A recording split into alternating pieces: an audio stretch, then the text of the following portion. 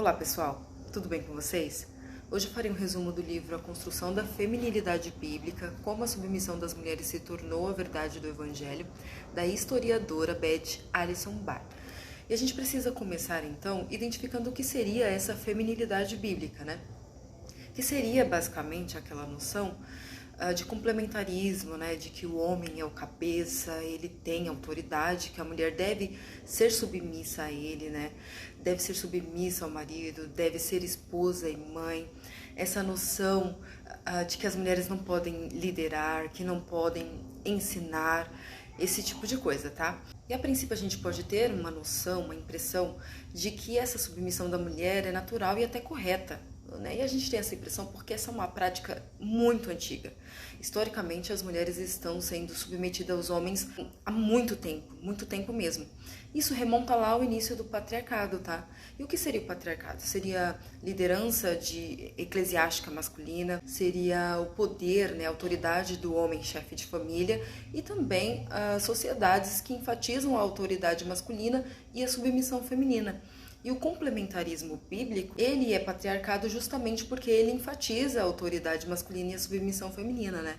O complementarismo é essa noção de que o homem é o cabeça e a mulher ali é mera coadjuvante, uma simples ajudadora. Esse é o único papel dela, né? De ajudar o homem, de fazer o homem crescer, estar ali, sabe, aquela coisa de, por trás de todo grande homem tem uma grande mulher. Esse é o complementarismo, tá? E historicamente, e o Engels vai falar isso lá no livro A Origem da Família, da Propriedade Privada e do Estado, o patriarcado começa quando a agricultura começa. E olha só que interessante que o mito do Éden diz que após a queda, o homem começa a lavrar a terra e passa a dominar a mulher, né? Lá em Gênesis 1, ela é feita junto com ele. Ambos são feitos à imagem e semelhança de Deus e ambos recebem ali a incumbência de dominar a terra, de cuidar da terra. E aí, logo depois da queda, o homem começa a lavrar a terra, né? Ou seja, começa a agricultura e aí, ao mesmo tempo, começa também a dominação da mulher e, historicamente, é exatamente isso que acontece. E aí, alguns autores vão dizer, não, mas o patriarcado cristão é diferente do patriarcado mundano. E ao longo do livro a gente vai ver que não é, né? São exatamente a mesma coisa porque ambos dizem que a mulher deve estar abaixo do homem. E aí alguns vão dizer, não, mas ela tem que ficar abaixo só do marido dela. Só que aí a gente vai ver que isso se estende para todos os homens, né? E aí qual é o grande problema do patriarcado, né? Que submetendo as mulheres, ele acaba fazendo com que elas fossem oprimidas, né? Que elas sejam oprimidas. Então, elas tiveram menos oportunidade de educação, foram definidas principalmente por seus relacionamentos com os homens, tá? Foram legalmente destituídas de poder como esposas, elas ficaram sujeitas à violência física, impedidas de decidirem as coisas na esfera política, raramente falavam por si mesmas, né? Então, isso acaba desumanizando a mulher. E é claro que vai ter gente falando, e Paulo, né? E as coisas que Paulo diz. E aquilo que eu sempre digo, gente, precisamos ler a Bíblia dentro do seu contexto histórico. Porque quando a gente faz isso, nos escritos de Paulo, a gente percebe que a submissão da mulher não é o objetivo dos escritos de Paulo, né? E aí a gente tá falando daqueles códigos domésticos, né? Que é quando ele se dirige aos homens, mulheres, escravos, filhos e etc. E uma questão a respeito do contexto histórico de Paulo é que no contexto em que ele vivia, greco-romano, esses códigos, eles existiam dentro da literatura greco-romana, e só que, veja bem, eles eram normalmente endereçados para o pater familias, né? O chefe da família. De forma nenhuma ele se dirigia para mulheres, para os filhos e muito menos para os escravos. O que Paulo está fazendo aqui é uma subversão do que acontecia naquele contexto. Por quê? Em Colossenses 3 ele começa se dirigindo às mulheres. Ele se dirige a todos. Ele exige que os homens amem as suas esposas como amam seus próprios corpos dentro de um contexto em que o corpo feminino era considerado deformado, imperfeito, né? Ele exige que o homem faça exatamente o contrário do que a lei romana permitia, que era o homem se sacrificar pela mulher. Isso daqui, dentro do contexto romano, era inadmissível. Eles se reuniam, eles colocavam as mulheres na liderança, a gente vai ver isso. Eles se reuniam em pé de igualdade, homens, mulheres, escravos. Isso daqui, o cristianismo, dentro do contexto romano, era considerado imoral justamente porque ele não seguia os códigos romanos, e não porque seguia.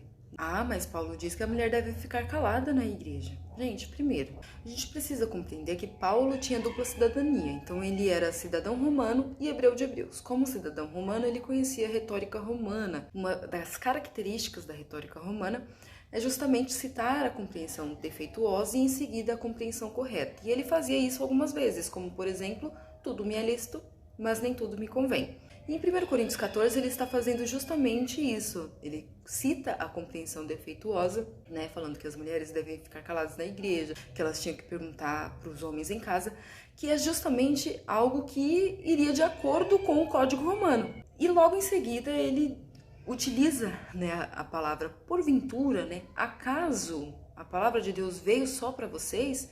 E aí ele diz que tudo simplesmente só deveria ser feito com ordem e decência, que não era para proibir falar em línguas e que todos buscassem profetizar. Fora que em outro momento, né, ele também diz como que as mulheres deveriam profetizar na igreja. Então é para ficar calado ou é para profetizar, entende? Então aqui ele está usando essa retórica romana. Além disso, Paulo, em Romanos 16, cita várias mulheres que tinham algum tipo de autoridade ou cargo, como, por exemplo, Fíbe, que era diaconisa, né? E aí tem a questão da tradução do termo diáconos, a gente vai falar disso mais pra frente, mas eu já adianto que Orígenes e Crisóstomo entendiam que Fíbe era sim diaconisa, tá? Ele cita Júnia, que foi uma apóstola, e ela foi considerada apóstola até quase os tempos modernos, que foi quando os cristãos começaram a traduzir o nome dela para masculino, como se ela fosse um apóstolo, porque eles não quiseram mais aceitar que mulheres poderiam ser apóstolas, né? Mas eles não podem mudar a história, né? Júnia foi mulher e foi uma apóstola. E Paulo também cita algumas cooperadoras, como por exemplo Trifena e Trifosa, tá? O problema aqui, então, não é a falta de evidências bíblicas e históricas para as mulheres na liderança, e sim que o clero minou as evidências, né? Porque para aumentar a autoridade do clero, eles precisavam tirar as mulheres do meio do caminho. Mas nós vimos que na igreja primitiva, por exemplo, as mulheres exerceram, sim, cargos de liderança. Agora, no período medieval, as mulheres tinham alguma autoridade, desde que elas se desprendessem da sua sexualidade, porque elas eram consideradas sexualmente depravadas, sensuais e provocadoras dos homens, né? Então, se elas se desprendessem de sua sexualidade, elas podiam alcançar aí alguma autoridade e pregar. Inclusive, por exemplo, Santa Paula foi uma mulher que ajudou Jerônimo a fazer a Vulgata, né, a fazer a tradução da Bíblia, que se tornou Vulgata, por exemplo. Então, as mulheres medievais que se negavam ao sexo podiam pregar e até liderar. Só que mais pra frente elas foram impedidas disso para proteger o poder dos homens, né, e em especial os homens da igreja, e isso depois da reforma. O preço da reforma para as mulheres foi que, se antes da reforma, se elas se desprendessem da sua sexualidade, elas podiam ter alguma autoridade, pregar e até liderar, após a reforma, elas foram empurradas para a esfera doméstica, a sua santidade foi atrelada ao papel de esposa e mãe, e isso tem a ver com as mudanças socioeconômicas que estavam acontecendo ali na Europa. Então, a subordinação da mulher, embora ela seja uma constante histórica, ela não é divinamente ordenada, tá? Tanto que os escritos de Paulo não eram utilizados pelos cristãos medievais para submeter as mulheres, não. Isso começou só depois da reforma. Agora nós vamos ver por que as traduções importam, e eu gostaria muito que você prestasse atenção nessa parte aqui, porque isso daqui é importantíssimo, tá? Nós estávamos falando sobre os cristãos medievais. E embora a reforma tenha feito com que as traduções da Bíblia fossem feitas, crescessem, né, exponencialmente, já existiam algumas traduções da Bíblia para o inglês lá na era medieval, tá? E existem, na verdade, registros de vários sermões em inglês. E esses sermões faziam a tradução com linguagem inclusiva de gênero. Por exemplo, calma aí que você vai entender. Lá no hebraico, quando diz que Deus fez o homem à imagem e semelhança, a sua imagem e semelhança o criou, no hebraico está escrito Deus fez Adam. E a palavra Adam não significa homem, significa humano ou humanidade, tá? Então, o correto seria criou Deus a humanidade ou o ser humano, a sua imagem e semelhança, né? E quando os tradutores medievais faziam a tradução, eles utilizavam palavras equivalentes a humano, que é o correto, certo? A Vulgata, por exemplo, traduz Adam como homo ou hominem, que também significa humano ou humanidade, tá? Outro exemplo. Wycliffe traduz João 6,44 como porquanto nenhum homem pode vir a mim se meu Pai que me enviou não o atrair. Um sermão do século XV diz, porquanto nenhum homem nem mulher pode vir a mim se o meu Pai que me enviou não os atrair, de forma a incluir. Então, os cristãos medievais, eles não faziam isso por conta de politicamente correto, nem nada disso. Eles só queriam incluir todos na mensagem e estava tudo bem. Então, o que aconteceu? Aconteceu que as pessoas são produto do meio onde vivem, né? Do mundo onde vivem, e os tradutores também. E a Bíblia inglesa moderna foi traduzida em um contexto em que política, legal, econômica e socialmente as mulheres eram escondidas por trás de seus maridos e pais, né? E um outro exemplo disso, chocante, é 1 Timóteo 3, em que palavras que aparecem lá no grego são palavras como quem e qualquer um. E eles simplesmente colocaram de 8 a 10 pronomes masculinos simplesmente para dizer que as mulheres não podiam ser diaconisas. Sendo que nós sabemos que Fibe foi uma diaconisa. No caso de Fibe, por exemplo, quando ela aparece, quando a palavra diáconos aparece, ela é traduzida, quando é para um homem, é traduzida como diácono. Aí no caso de Fibe, como ela era mulher, traduziram como serva, né? Porque a mulher não podia ser diaconisa de forma nenhuma, ter cargo de forma nenhuma. Mas isso foi uma questão de tradução, porque historicamente ela foi diaconisa.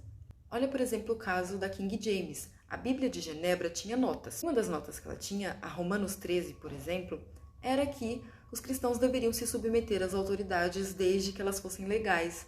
Caso contrário, mais importa obedecer a Deus do que aos homens. Aí o rei James não gostou e falou, pode fazer uma outra versão para mim aí. E essa é a versão King James. E a cultura que criou a versão King James foi a cultura que colocou o casamento, né, como o estado ideal de Deus, né, como se Deus tivesse estabelecido o casamento. Inclusive, na Bíblia de Genebra, a palavra casamento, né, na tradução do Antigo Testamento, aparece 50 vezes. Na King James aparece 19 vezes, sendo que no hebraico, no Antigo Testamento, a palavra casamento não aparece nenhuma vez. Outro exemplo é a tradução de Gênesis 2:24, em que a palavra mulher, que foi traduzida como mulher nos versículos 22 e 23, no versículo 24 aparecem como traduzida como esposa, sendo que é a mesma palavra, sendo que no hebraico a palavra esposa não aparece nenhuma vez.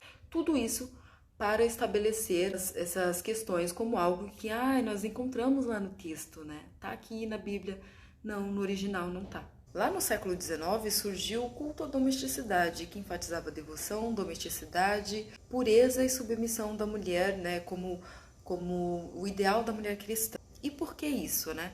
Por conta de dois fatores. O primeiro, o iluminismo, com Rousseau dizendo que as mulheres não tinham muita capacidade intelectual, assim como os homens, e elas eram mais adequadas para o trabalho doméstico. E com Darwin dizendo que os traços evolutivos desejáveis eram transmitidos plenamente aos machos, né, do que às mulheres, de forma que os homens eram superiores à mulher. E, em segundo lugar, por conta da Revolução Industrial. Na Revolução Industrial, o trabalho saiu da esfera doméstica e foi para a pública, só que as mulheres recebiam um salário mais baixo. Havia uma crença de que, porque elas eram mais fracas, elas eram inadequadas para o trabalho. Isso resultou em leis para diminuir a jornada de trabalho das mulheres, para que elas tirassem licença maternidade não remunerada, e em alguns lugares elas até foram proibidas de trabalhar, e sendo proibidas de trabalhar, elas foram privadas de sua liberdade.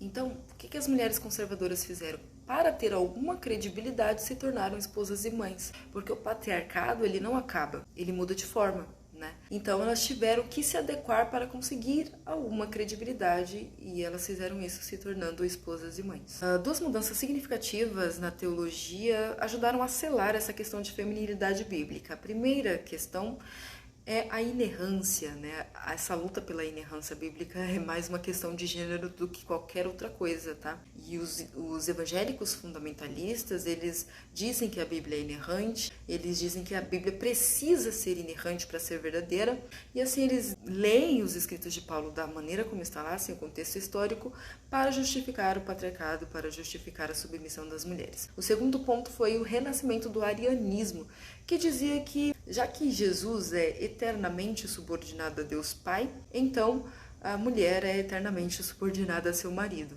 O problema é que essa daqui é uma heresia que já havia sido combatida em Nicéia em 325, no Concílio de Constantino em 381 e no Credo de Atanásio em 500, e Calvino, inclusive, foi contra isso, tá?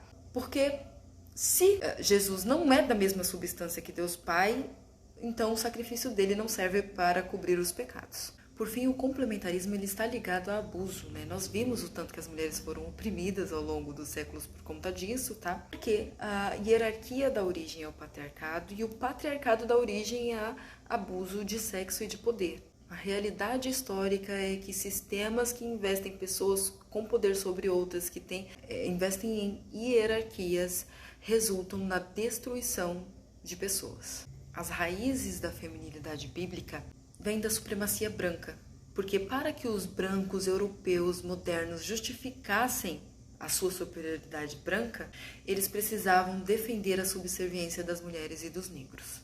As ideias importam, e para mudar a realidade das mulheres é preciso, primeiro, mudar as ideias a respeito das mulheres.